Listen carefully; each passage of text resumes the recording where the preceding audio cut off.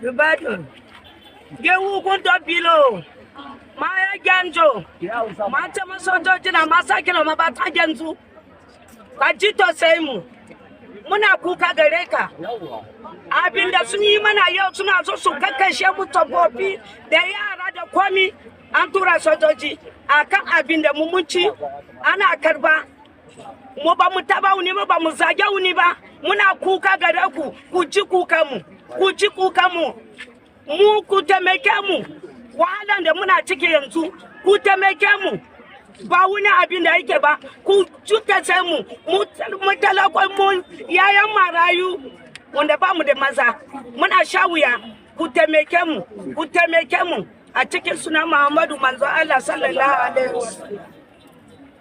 Professor Patrick Lumumba, we know that you may not be aware what is happening in Nasarawa State. The good people of Nasarawa State voted massively for David Emmanuel Lumugadu, who won the election, but it was rigged. Now our people have been protesting peacefully since March. There is no violence and there will never be violence. Amen. Surprisingly today a team of military men came and attacked us. They were running over our people, our women, our mothers, and our men with their vehicles. Surprisingly, we have never seen this. We are calling on Professor Lumumba. Please intervene in our situation. Intervene and save democracy in Nigeria and Nasarawa State. We will continue to protest. We will continue to protest. We will not stop.